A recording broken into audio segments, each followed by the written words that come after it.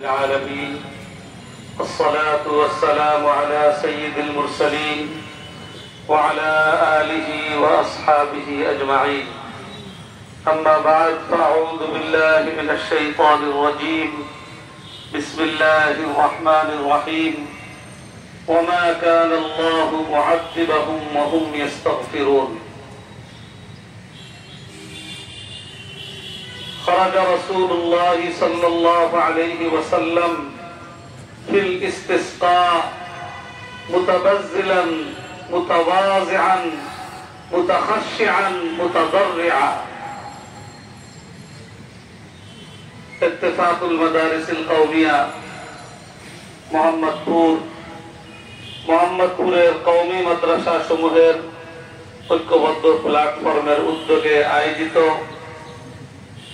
বর্তমান এই খরা এবং অনাবৃষ্টি থেকে মুক্তি পাওয়ার জন্য আল্লাহর রাসূল কর্তৃক প্রদর্শিত এবং স্বয়ং রাসূল করিম সাল্লাল্লাহু আলাইহি ওয়াসাল্লাম এই ধরনের পরিস্থিতিতে সাহাবায়ে কেরামকে নিয়ে যে আমল উম্মতের সামনে নমুনা হিসাবে পেশ করে গেছেন, সালাতুল ইস্তিসকা, দুআ লিল ইস্তিসকা, বৃষ্টি চায়া আল্লাহর কাছে নামাজ পড়া, আল্লাহর কাছে নিজেদের গুনাহ খাতার জন্য তওবা ইস্তিগফার করে দোয়া করা, এর জন্য আমরা এখানে সমবেত হয়েছি।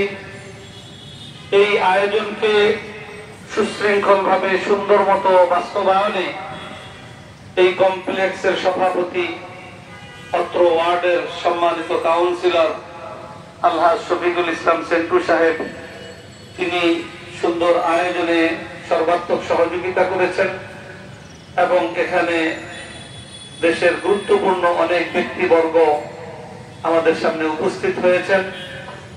আমাদের ইত্তেফাকভুক্ত মাদ্রাসা সমূহের বুজুর্গানে দ্বীন, উলামায়ে কেরাম, ছাত্র বড় এবং ছোট সব ধরনের ছাত্র এখানে উপস্থিত হয়েছে। এলাকার গণ্যমান্য ব্যক্তিবর্গ, মুরব্বিয়ানে কেরামগণ উপস্থিত হয়েছেন। সালাতুল ইস্তিসকার মধ্যে হাদিসের মধ্যে আসছে যে আল্লাহর কাছ থেকে রহমত পাওয়া যেন সহজে হয়, এই জন্য বড়দের সাথে ছোটদেরকেও নিয়ে আসা, বৃদ্ধদেরকেও সাথে নিয়ে আসা, এমনকি সম্ভব হলে গবাদি পশুও সাথে নিয়ে আসা। কারণ এই ধরনের পরিস্থিতিতে শুধু মানুষ কষ্ট পায় না, অন্যান্য মাখলুকাতও কষ্টের মধ্যে পতিত হয়। অথচ এই কষ্টের কারণ হল মানব জাতি। মানুষের দ্বারা অন্যায় হয়, নাফরমানি হয়। এই নাফরমানির কারণে আল্লাহ রাব্বুল আলামিন অনেক সময় তাদেরকে সতর্ক করার জন্য এরকম বিভিন্ন রকমের বিপদ আপদ, আযাব গজব আল্লাহ তাআলা দান করেন।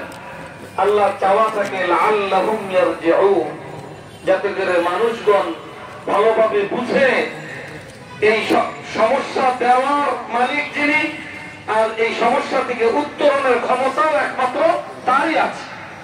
এই জন্য তার দিকে রুজু করা, তার কাছে তওবা ইস্তিগফার করা। এই জন্যই রাসূল পাক সাল্লাল্লাহু আলাইহি ওয়াসাল্লাম এই আমল শিখিয়েছেন। কোরআনে পাক আল্লাহ রাব্বুল আলামিন বলেছেন, ওয়া মা কানা আল্লাহু মুআযযিবাহুম ওয়া হুম ইস্তাগফিরুন। বান্দা যখন দিল থেকে লজ্জিত হয়ে নিজের অতীত গুনাহের উপরে এবং আগামী দিনে সেই গুনাহ না করার প্রতিজ্ঞাবদ্ধ হয়ে আল্লাহর কাছে তওবা ইস্তিগফার করে খাঁটি দিলে, তখন আল্লাহ রাব্বুল আলামিন সেই অবস্থায় তাদের উপরে সেই আযাব আল্লাহ তাআলা অব্যাহত রাখতে পারেন না।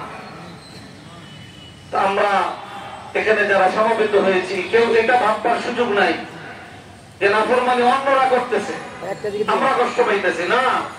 আমাদের প্রত্যেকেরই কম বেশি নাফরমানি আছে। আমাকে চিন্তা করতে হবে যে আমার নাফরমানির কারণে আজকে অবস্থা। সবাই কষ্ট করছে, শুধু মানুষ নয়, আল্লাহর অন্যান্য মাখলুকাতও কষ্ট পাচ্ছে। অর্থাৎ আমাকে এক নম্বরে আল্লাহর কাছে সারেন্ডার করা দরকার, আমাকে আল্লাহর কাছে তওবা ইস্তিগফার করা দরকার। এই রকমের মানসিকতা নিয়ে নামাজ পড়া এবং তওবা ইস্তিগফার করা। তো আমাদের আগে ঘোষণা ছিল 8টার সময়, সময় হয়ে গেছে, লম্বা সময় নিব না, বাকি এতটুকু কথা বলবো যে আমরা যারা জায়নামাজ এবং চাদর ইত্যাদি নিয়ে আসছি। পিছনে যে পর্যন্ত চট বিছানো ছিল সেগুলা কিন্তু ভরে গেছে, এখনো মানুষজন আসতেছে। অতএব আমরা যদি একটু কষ্ট করি, যাদের জায়নামাজ আছে অথবা চাদর আছে, আমরা নিয়ে যদি পিছনে চলে যাই আর অন্যরা যারা জায়নামাজ চাদর ছাড়া আছে তাদেরকে চটে বসার সুযোগ করে দেই, তাহলে দেখা যাবে আরো অনেক মানুষ সহজে সুন্দর মতো নামাজ পড়তে পারবে। তাছাড়া আমরা যারা পরে আসবো, 2 রাকাত নামাজ বালুতে পড়লেই সমস্যা কি? আমরা তো আল্লাহর কাছে নিজেদের সবকিছুকে সঁপে দেওয়ার জন্য এখানে সমাবেত হয়েছে। হাদিসে পাকের মধ্যে আসছে, আল্লাহ রাসূল যখন ইস্তিসকার নামাজের জন্য বের হয়েছেন, মুতাবাজ্জিলান, কাপড় চোপড় স্বাভাবিক কাপড় ছিল না, ময়লা ছিঁড়া ফাটা একটা ভিখারির আকৃতি ধারণ করে সালাতুল ইস্তিসকার জন্য বের হয়েছেন।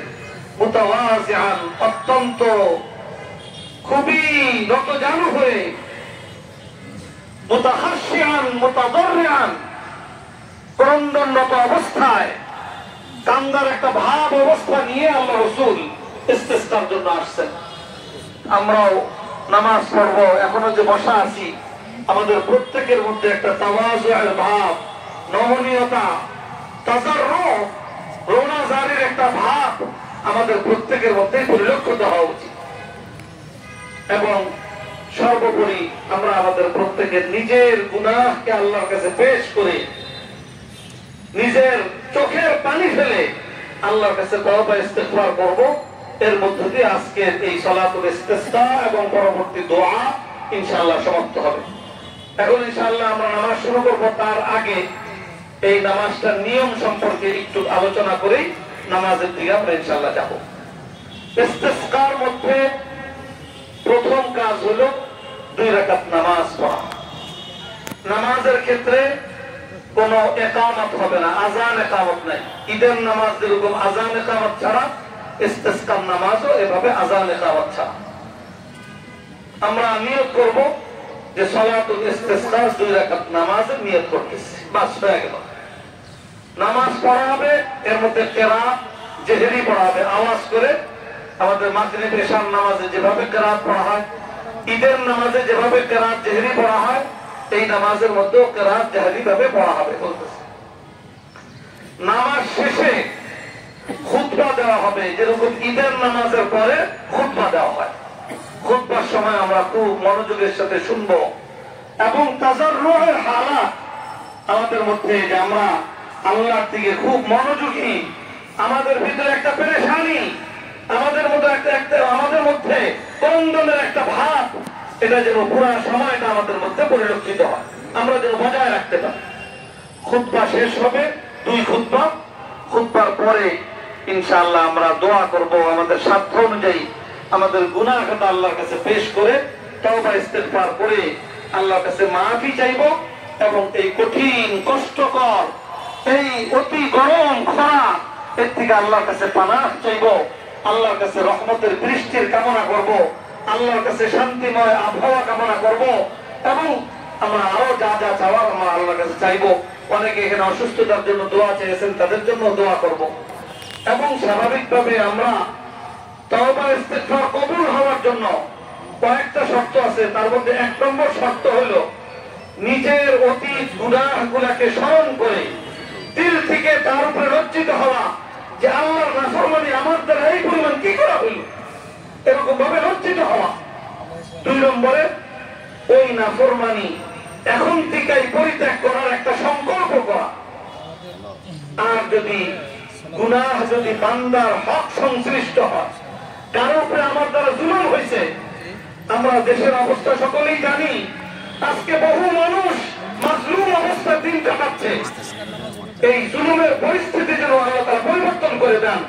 আমাদের কারো যদি কারো প্রতি জুলুম হয়ে থাকে, সেই জুলুম আমরা শেষ করার জন্য, জুলুমের দ্বারা যারা ক্ষতিগ্রস্ত হয়েছে তাদের সাথে মুআমালা পরিষ্কার করার জন্য যেন আজকের এই ময়দান থেকে আমরা প্রত্যেকে অঙ্গীকারবদ্ধ হই, আল্লাহর সাথে যেন আমরা অঙ্গীকার করি।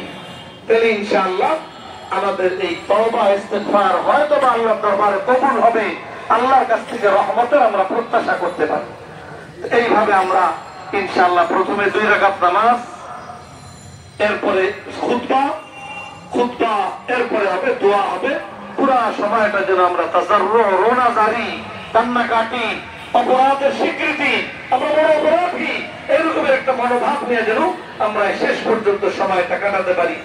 দোয়া করে আমরা যে ফিরবো, ফেরার সময়ও আমরা এরকম ভাবে কান্নাকাটি করে ফিরবো, ফেরার সময় গল্প গুজব, হাসি তামাশা এইভাবে যেন আমাদের ফেরা না হয়, বরং আমরা ওই রকমের একটা মনোভাব যে আল্লাহ যেন আমাদের প্রতি রুজু হন, আল্লাহ যেন আমাদের প্রতি রহমত নাযিল করেন, আল্লাহ যেন আমাদের তওবাকে কবুল করেন। আমরা যার যার অবস্থানে ফিরা পর্যন্ত এরকম একটা তাওয়াজু এবং তাজাররুয়ের ভাব নিয়ে আমরা যার যার অবস্থানে ইনশাআল্লাহ ফিরে যাব। এখনই নামাজ শুরু হবে, আমরা সবাই দাঁড়িয়ে কাতার সোজা করি। আমি আবারও বলবো যে যারা আমরা জায়নামাজ, চাদর ইত্যাদি নিয়ে আসছি, আমরা অন্যদেরকে খেয়াল করে করে তাদেরকে চটে জায়গা দিয়ে আমরা পিছনে খালি ময়দানে গিয়ে আমরা জায়নামাজ ইত্যাদি বিছিয়ে আমরা ইনশাআল্লাহ নামাজ পড়বো।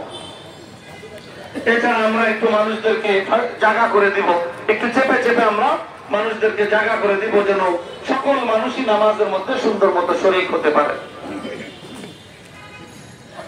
খেয়াল করে সামনে